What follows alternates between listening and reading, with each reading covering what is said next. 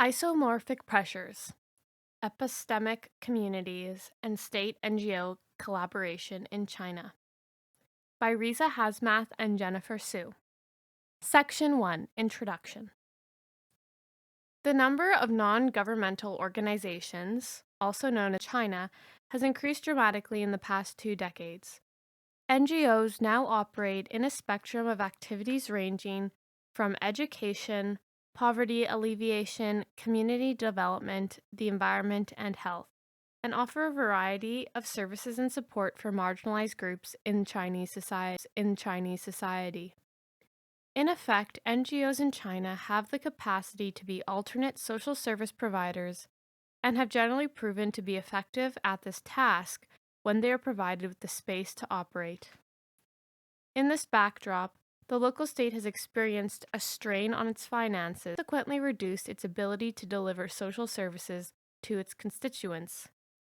The restructuring of state-owned enterprises, SOEs, a shedding of social welfare responsibilities, and fiscal decentralization have all contributed to an increasing financial burden on cash-strapped state authorities in terms of social welfare provisions. This study seeks to answer the meta-question: why do we witness low levels of voluntary collaboration between the local state and NGOs in China? It seems that greater collaboration between the local state and NGOs would be advantageous for both parties. It would simultaneously alleviate the local state's burden to address a number of social concerns.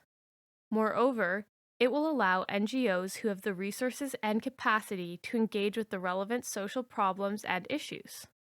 Suffice to say, he suggests that this form of collaboration between the local state and NGOs in China has been rather minimal. To explain this paradox, the academic literature is divided into 2 camps. The first explanation for low levels of collaboration between the local state and NGOs is attributed to the domination and the strength of the central state, which effectively seeks to control the NGO sector through restrictive regulations rather than partner with it. Whether overtly or not, the majority of the literature has contributed to this argument by suggesting a strong central state that seeks to continuously manage and control the NGO sector. The second line of explanations can be attributed to organizational differences between the 2 sectors. The major premise here is that the organizational forms and goals of both sectors are divergent, which dissuades the building of mutual trust or the potential for a credible catalyst to incentivize one or both parties to cooperate towards a common goal.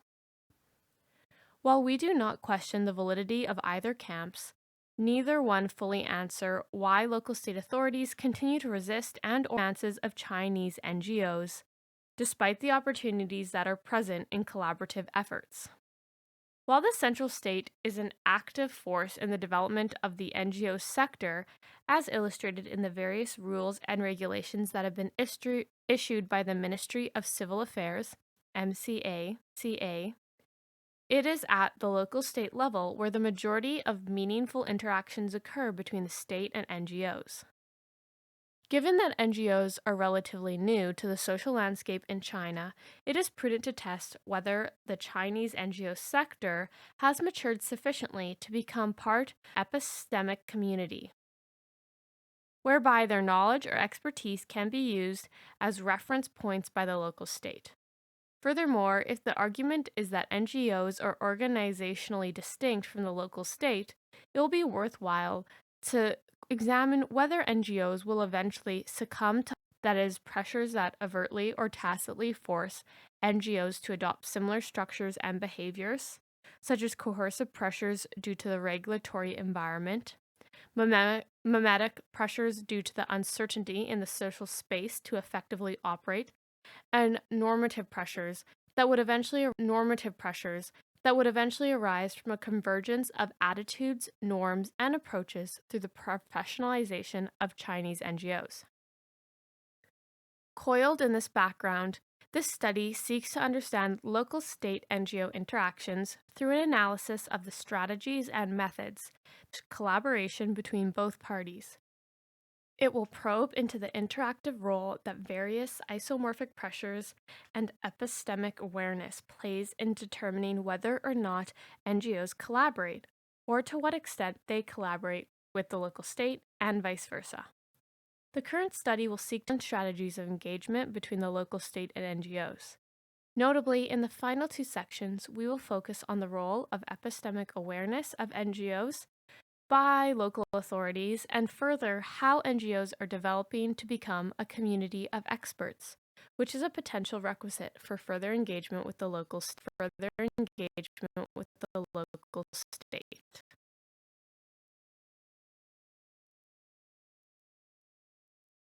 Section 2: Methodology and Sample. The study will focus on the Beijing and Shanghai cases by drawing upon fieldwork conducted between late 2011 and mid-2012. The underlying speculation is that Beijing, as the capital, may present unique challenges to local officials in their collaboration, or lack thereof, with NGOs. The municipal government of Shanghai, on the other hand, has cultivated networks with selected NGOs. In addition, Shanghai's municipal government has become a stronger voice in its development policy in comparison to Beijing, where the top-down model of governance continues to prevail in the capital city, thereby leaving little room for local innovation or experimentation. The more innovation form of policymaking within Shanghai's government ranks is reflected at the community level, where local NGOs are given greater leeway to experiment and encourage citizen participation in community projects. Using a random, purposeful sampling technique, 28 NGOs were interviewed, 15 in Beijing and 13 in Shanghai.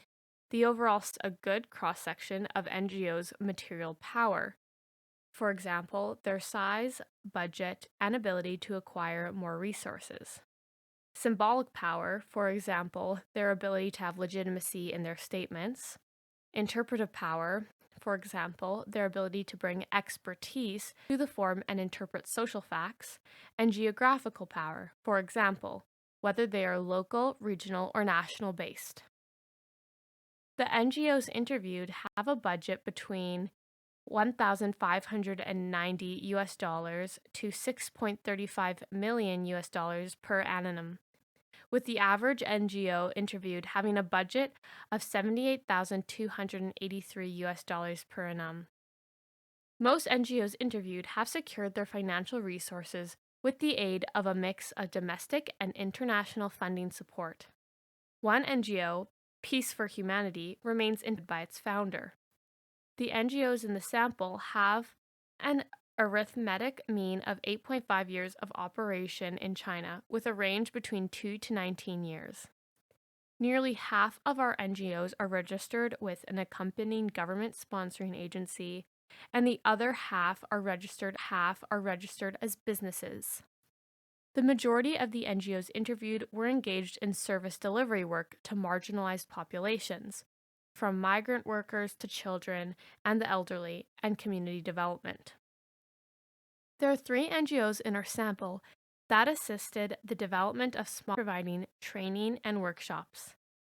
In sum, the primary sectors of operation for our sample include education, 18, health, 8, migrants, 8, environment, 8, gender, 7, welfare, 6, media, 2, culture, 1, connecting charities, 1, fundraising, 1, and training, 1.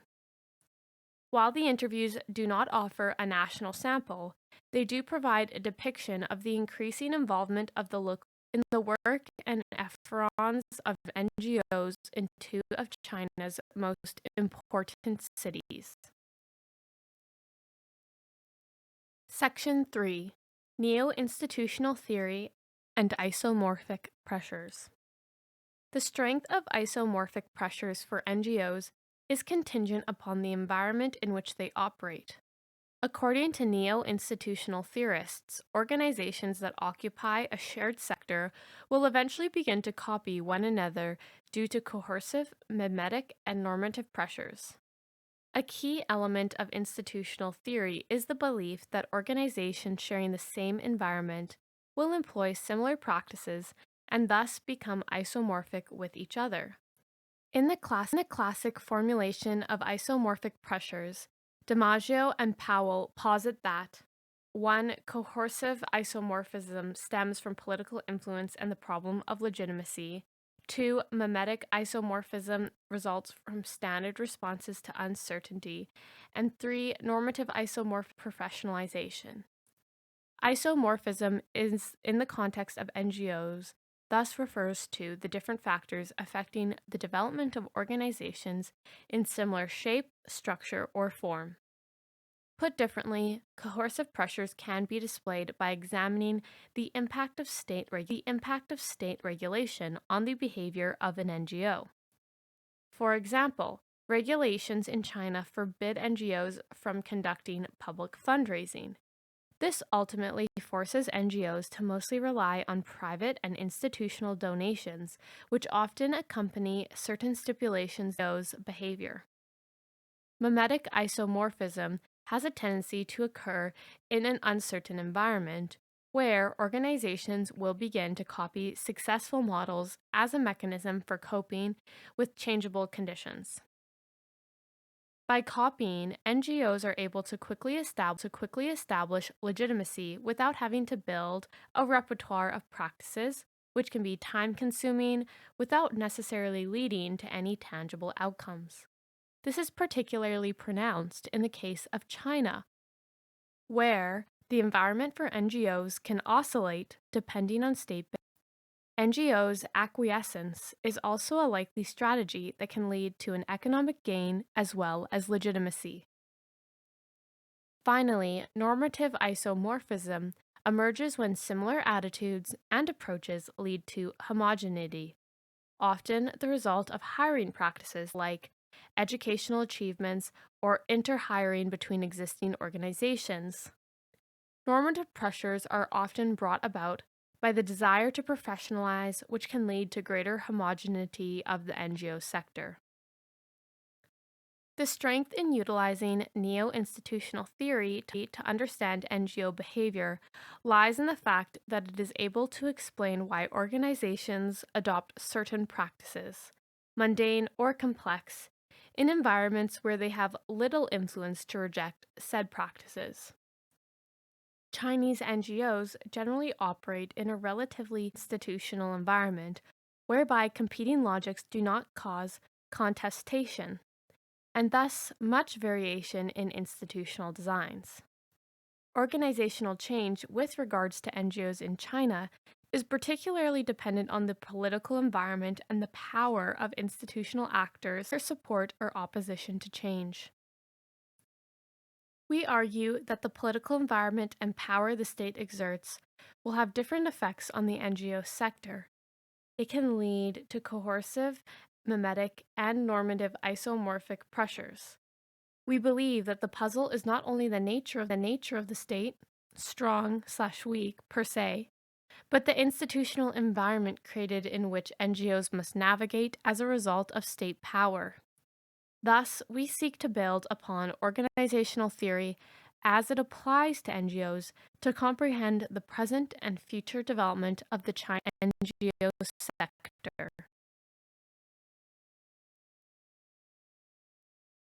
Section 4. The institutional environment and collaborative measures. Notwithstanding the increasing quantity and diversity of the NGO sector in Beijing and Shanghai, coercive pressures are prevalent due to the existing regulatory environment that manages NGOs. Officially, all NGOs are required to be registered with the Ministry of Civil Affairs, in addition to having a willing department or leading unit to sponsor the organization. Given that there are minimal incentives for government departments or units to take on extra administrative work that is required to sponsor an NGO, and a strong disincentive of being liable in the event of an NGO becoming troublesome, for the state's objectives, it is not surprising that government sponsorship is difficult to secure.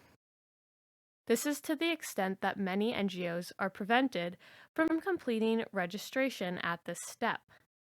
In the situation where an NGO has compiled with the dual registration process, all NGO decisions are technically required to be approved by the sponsoring agency, and NGOs must provide annual financial reports to the MCA.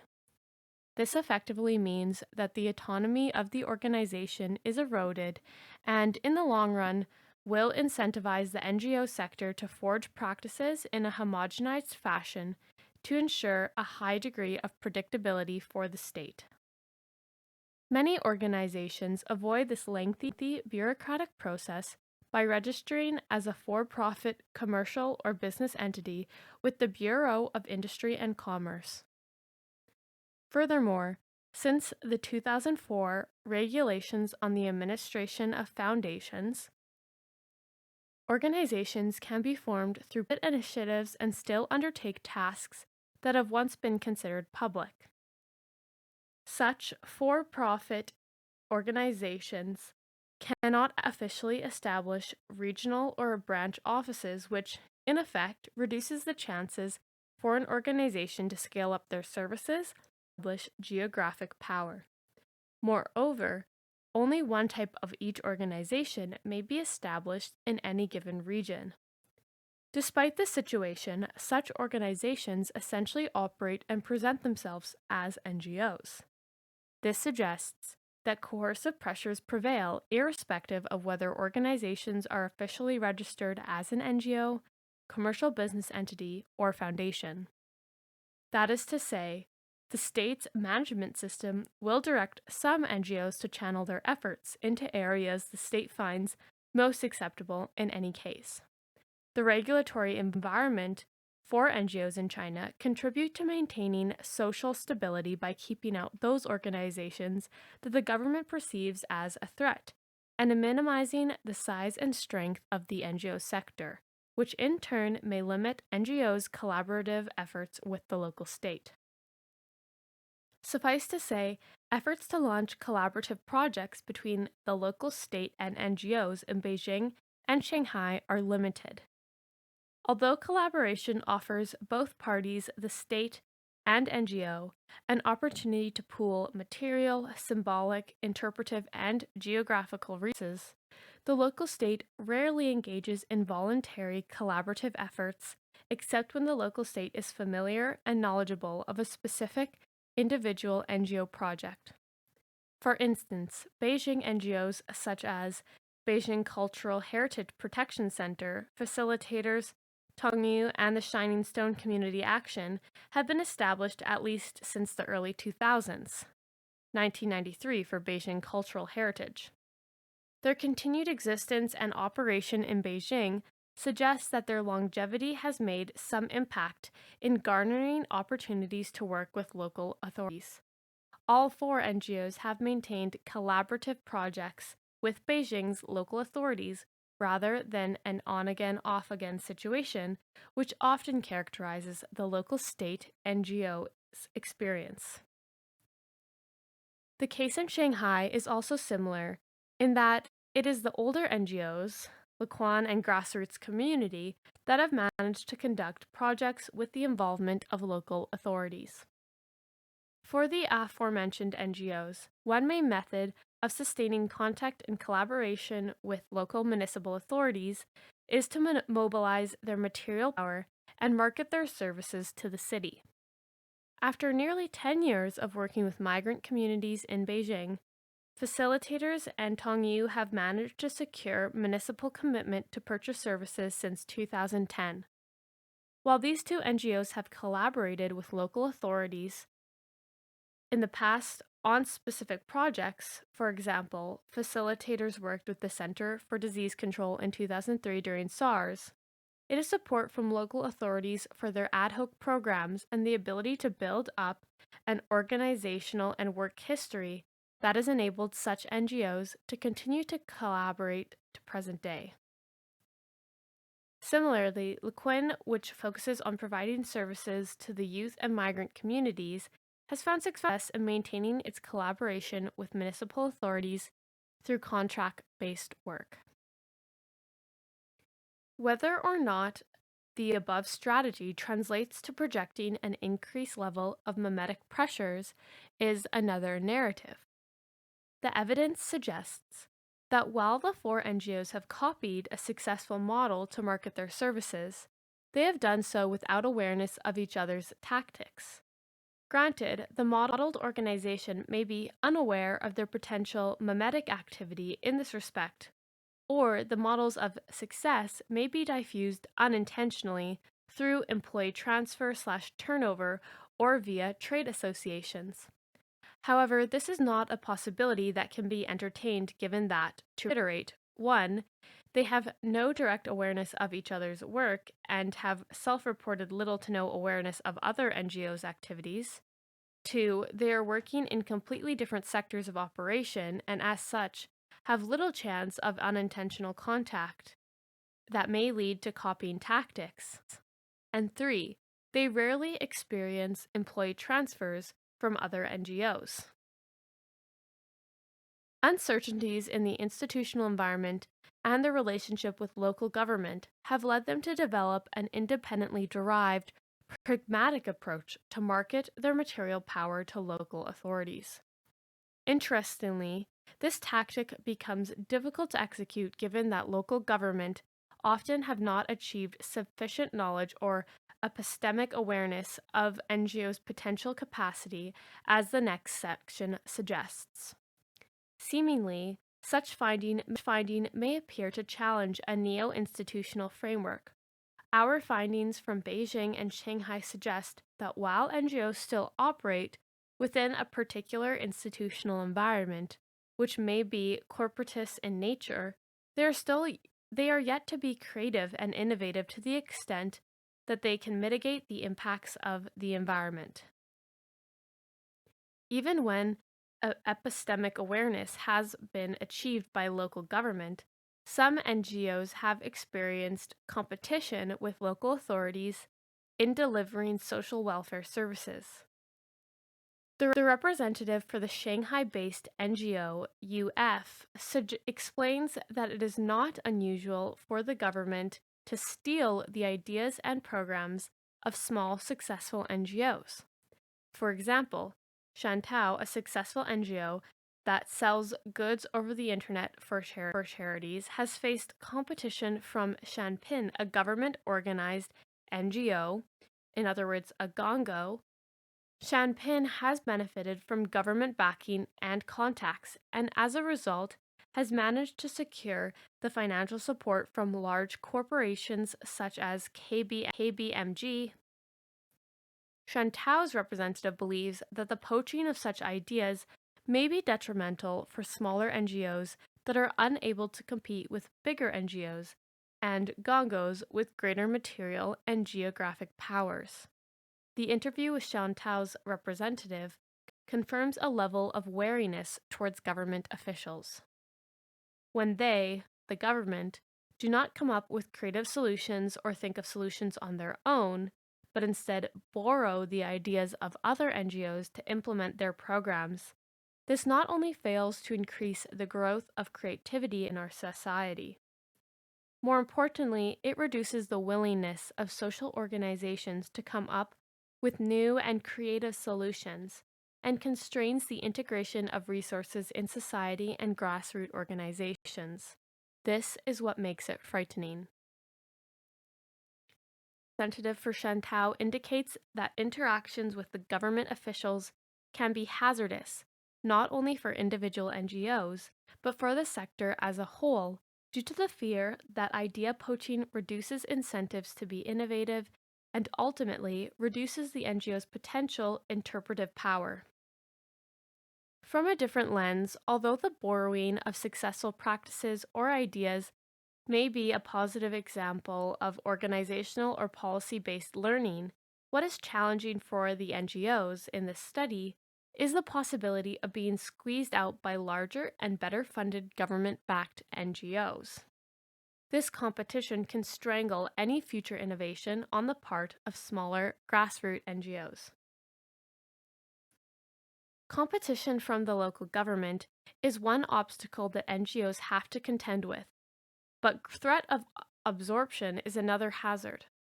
In its early years, Beijing Cultural Heritage Protection Center had to stave off government attempts to co-opt and absorb the NGO into existing government structures that work in the area of cultural heritage.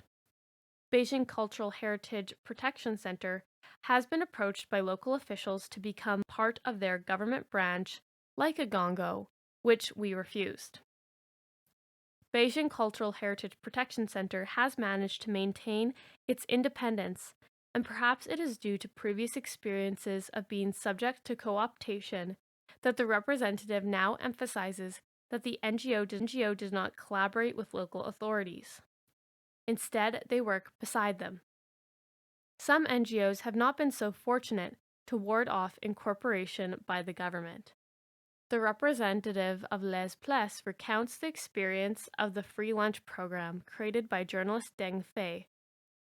Via the internet platform, Deng had been able to solicit substantial donations from the public to provide free lunch to needy school children across the nation. Deng's success had since attracted the attention of the government, and according to the representative of Les Pless, Deng's initiative had been eaten up sick by one of the branches of the government and turned into a government program. Small and potentially successful NGOs are vulnerable to government incorporation. Nevertheless, not all NGOs are so pessimistic with regards to the government. In rare cases, NGOs can be seen as a vehicle for government authorities to project certain images or messages to both domestic and international audiences. China Dialogue's representative believes that when the Chinese government requires their message to be broadcasted and taken seriously by the international media, NGOs provide a voice for the government to achieve this aim, or, in effect, tap into their potential symbolic power. Consequently, local NGOs have lent legitimacy to the government where the situation demands it. The government's interactions with the international media and NGOs have also proved beneficial for smaller NGOs such as Tongyu, which has been able to source funding from the larger China AIDS Foundation, a gongo which receives financial support from the Global Fund to Fight AIDS, Tuberculosis, and Malaria, on the condition that they involve local NGOs in their initiatives. The representative of Tongyu believes that the situation would be very different if they, the gongo, didn't need to fill this quota. Here we see the institutional environment changing for NGOs due to the involvement of the international community, to which the government has had little recourse but to respond. It is through the government's response that we see space opening up for local NGOs to conduct their projects. The institutional environment is evolving, and we see that NGOs both benefit from and face risks of government incorporation.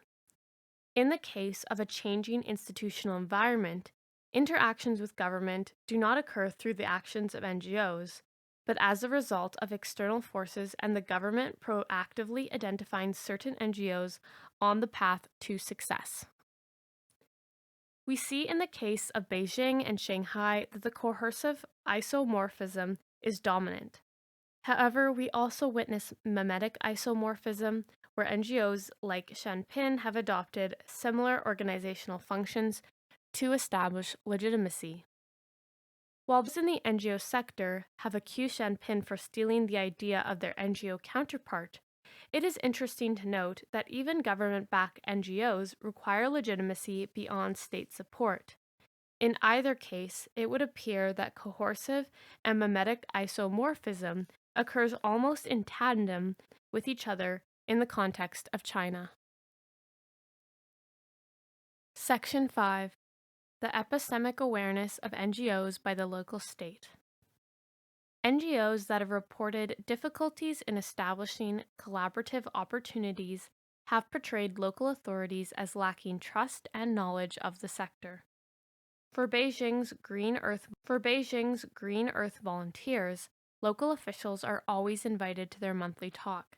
However, the majority of these invitations are declined. The representative for Green Earth volunteers doubts whether local authorities have any incentive to use their symbolic or interpretive powers other than GDP growth, as career promotion in local government often places significant emphasis on economic development. Focusing on economic growth often marginalizes other issues, such as the environment, and prevents local authorities from taking the time to fully utilize the capacity of the NGO sector.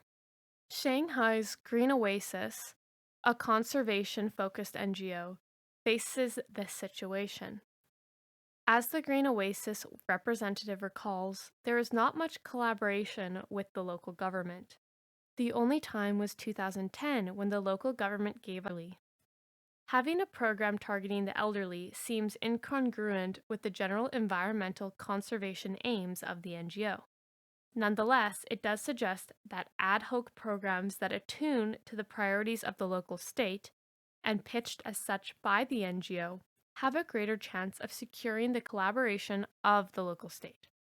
Green Oasis's representative further notes that local officials know of the existence of the NGO, but their focus is elsewhere, where the perceived needs are greater. Less than half of our NGO interviewees believe that knowledge levels of the local authorities in Beijing and Shanghai have improved with regards to the NGO sector, whereas more than half of the interviewees suggest that the knowledge levels and trust for NGOs are still very low. How can we explain a seemingly contradictory perspective? Based on the collaborative interaction between NGOs and the local state, we can conclude that knowledge of individual NGOs have improved, but that this knowledge is difficult to extrapolate to the wider sector. Given that it is difficult and politically unwise for NGOs to form alliances, thereby reducing opportunities to amass geographical power, smaller and newer NGOs will have greater challenges in gaining the attention and support of local officials. The well-established NGOs, with relatively longer organized, a near monopoly on potential collaborative partnerships with the local state. Where there is collaboration between the smaller and newer NGOs, it tends to be at an ad hoc level and rarely lasts beyond a single project. The interviewees have indicated that such circumstances usually occur when local authorities have identified as needy. Thus, the knowledge level of the NGO sector is also dependent on the local authorities' awareness of certain social issues and the degree of importance that is assigned to these issues. The interviews suggest that the greater state collaboration and awareness of NGOs by the local state will be achieved through the professionalization of NGOs, a signifier of normative isomorphic change. Professionalization in the context of this study essentially refers to having established a respected organizational identity alongside a continuation and expansion of its service provisions to relevant constituents. Seemingly, normative pressures to homogenize come from the similar attitudes and approaches through the process of professionalization. The representative for China Youth Climate Action Network note that local authorities are more willing to grant collaboration once NGOs have developed professional capacity and gained the approval of the wider community. A number of NGOs further clarified the meaning of professional capacity as the capacity to provide services. A representative from Shanghai's New Citizen Life Center echoes this sentiment, expressing the opportunities to work with the local authorities will occur when the NGO is seen to contribute a service to the population. Proved problematic for nearly half of the NGOs sampled, as they lack geographical power and financial resources, material power, to sustain momentum on the projects that they are currently engaged with. With 13 of the 28 NGOs interviewed operating on a budget of less than $20,000 per annum, establishing trust and professionalization through service provision will be severely hampered. China Association for NGO Cooperation's representative reinforces this challenge. Many of the local NGOs are very small and don't have a lot of capacity or are not very professional. What is interesting to observe is the number of NGO representatives that equates service provision and the added value of the NGO as a determinant factor to potential collaborations with the local state. On the local level, the government needs to see the added value of an NGO. This evaluation is echoed by Beijing's facilitators. What is very important is that an NGO has to be very professional and valuable to society so the government can see its effect. The representative for Shining Stone further adds weight to the notion of NGOs needing to create value in order to be considered by the local authorities. NGOs need to have the capacity to solve problems, the capacity to provide your NGO to do the work. It would appear that the NGOs that have evolved from small, localized NGOs to citywide service providers have done so through a process of sustained organizational momentum and perseverance, despite oscillating political climate towards NGOs. A representative of facilitators attributes his organization's growth to the notion that the Beijing authorities have been paying increasing attention to the NGO sector. The Beijing Cultural Heritage Protection Center details in the context of obtaining NGO registration. For 5 years, every day, to meet every requirement, we did everything the government wanted us to do. Even in the spring of 2003, through Beijing's SARS outbreak, we continued to work for the center, which impressed local authorities, satisfied all of their demands, and received our NGO license. Such persistence has engendered not only trust between the NGO and local authorities, but also a higher degree of knowledge and epistemic awareness of the NGO in question. In this vein, to further enhance trust and build knowledge, LeQuinn has implemented programs as needed by the Shanghai authorities. LeQuinn believes that the NGO sector in Shanghai is trusted by the authorities. Local authorities, at least in Shanghai, have quite a good relationship with the NGO sector. It's quite an acceptable level of mutual understanding and collaboration. It is through working as directed by the local authorities and meeting the objectives of the local state that have generated such positive outlook on the part of LeQuinn's representative. The representative of the New Citizen Life Center in Shanghai also suggests that good relations between NGOs and Shanghai authorities exist, since organizations are able to reach out to different sectors in society and fulfill their needs, something that is often problematic for the authorities to achieve.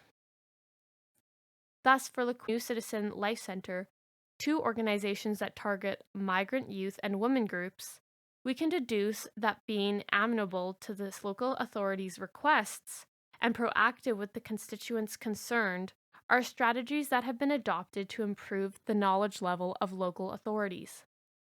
Direct individual officials is another tactic by which some NGOs, such as Beijing's Shining Stone, have fostered epistemic awareness of the NGO's capacity and collaboration with local authorities.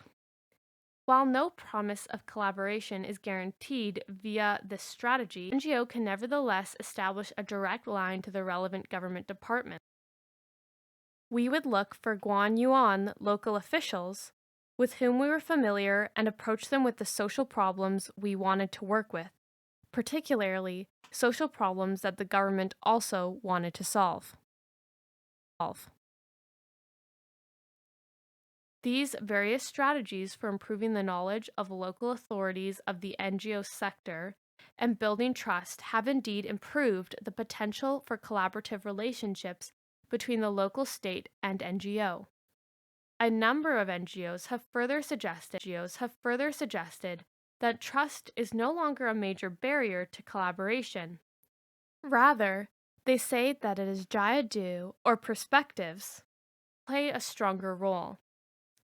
As facilitators note, local authorities do not necessarily lack trust of NGOs, but perspective of the situation.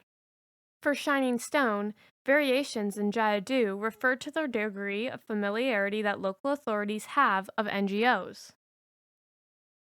If local authorities increase their knowledge of NGOs' perspectives and vice versa, and NGOs are able to increase their capacity, greater collaboration between both parties will occur.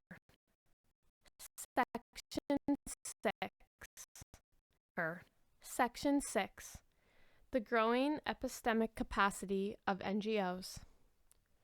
In the classic formulation espoused by Has, NGOs are generally seen as epistemic communities, that is, a network of professionals with recognized expertise and competence in a particular domain, and an authoritative claim to policy-relevant knowledge within that domain or issue area. Further, NGOs share a set of 1. Normative and principled beliefs, 2. Notions of validity, and 3. A common policy enterprise. For NGOs to become part of an epistemic community would suggest that the experience and knowledge they have developed has become important to policymakers and to the general public in addressing a range of issues.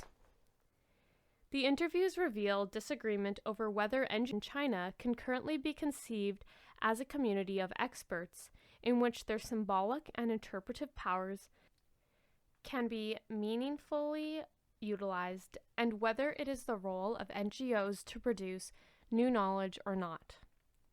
For some NGO representatives, such as the one from Shanghai's Green Oasis, the development of knowledge, whether it comes in the form of innovative projects or delivery methods of certain programs, is believed to detract from the goals of the organization.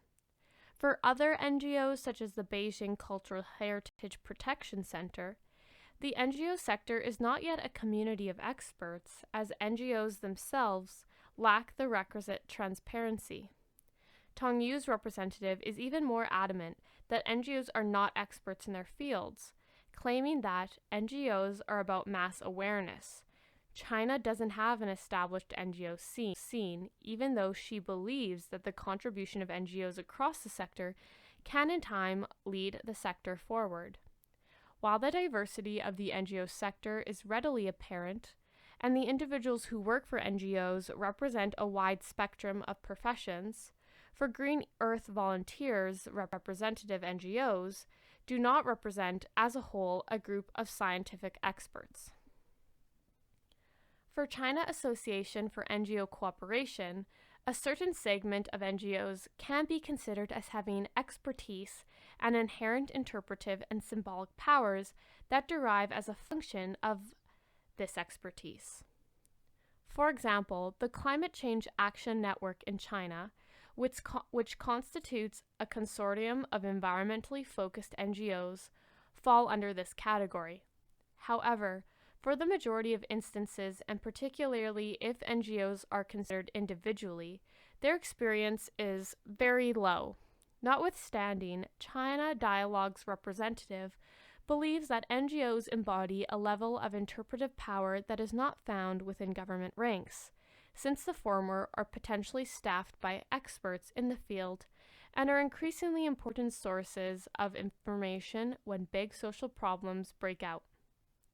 Whether NGOs in China should be responsible for the production of new knowledge or not, NGOs do have a vital role to play in the dissemination of information to the public. Green Earth Volunteers representative presents an interesting insight. Producing knowledge is not necessarily something that an NGO does, because that's not something we do, But reframing knowledge is something that NGOs can do and have definitely done in China, and I think they have been relatively successful in this.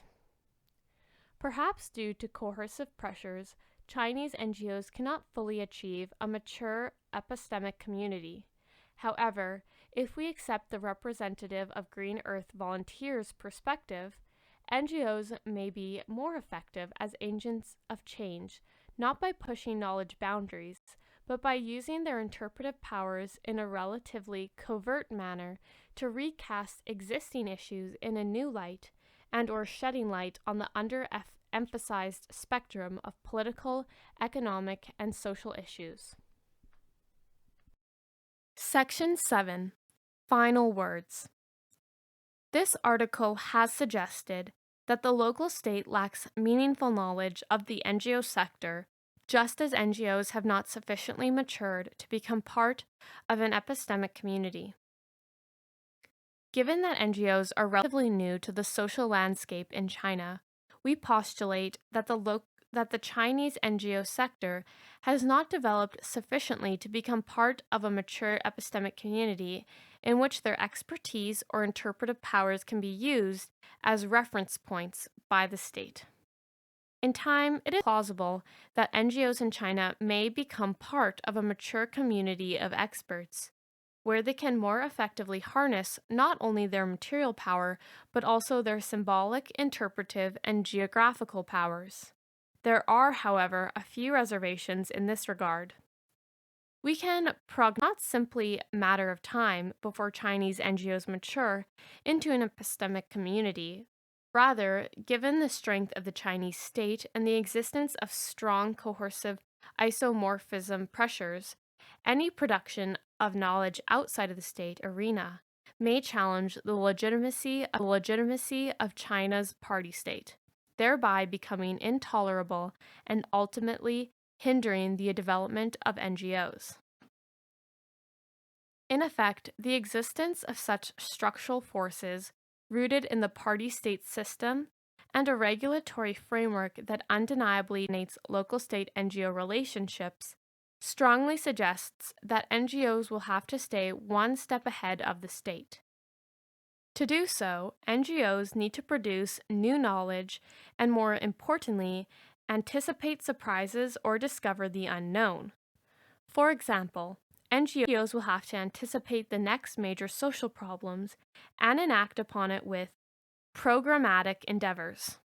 When executing such a strategy, we can posit that NGOs will more likely gain the trust of state authorities through a best practices framework, or following successful NGO models, in the end lead to greater possibilities of collaboration with the local state. Moreover, a best practices framework will entice the NGO sector to professionalize under the auspices of mimetic and normative isomorphic forces. Of course, the scenario in which the state may attempt to compete and or absorb such innovative NGOs, akin to the Beijing Cultural Heritage Protection Center example in its early years, may be a reality. While the institutional environment in which NGOs are operating is slowly changing, thereby allowing greater participation of NGOs in a number of social issues, the majority of the NGOs interviewed still perceive the state as having limited, meaningful knowledge of the sector. Further, even if epistemic awareness is achieved, it is quite plausible that the state will develop a strategy of strategic ignorance to vary its of acknowledgement of an NGO depending on a pragmatic calculus that is based on the NGO's resources for social and welfare considerations. In essence, by factoring whether NGOs can utilize its material power rather than their symbolic, interpretive, and geographical powers to supplement the local state's social and welfare provisions. The initial underlying reason for this theory is based on McGowey's concept of factual ignorance, which suggests that local government officials can utilize competing facts about NGOs, for example, beneficial to society versus potential socio-political threats, as capital. Part of this calculation involves mediating the uncertainty of forging working partnerships with NGOs presently. The second reasoning is the idea that strategic can be used as a defensive strategy whereby errors or problems can allude to an interpretation of evidence. For example, ambiguous nature of NGOs as they exist outside administrative structures and further exonerate local authorities from engaging with NGOs. It will be prudent for future work to examine and measure the extent to which strategic ignorance on the part of the local state is used as a deliberate tactic to allow and disallow collaboration with NGOs.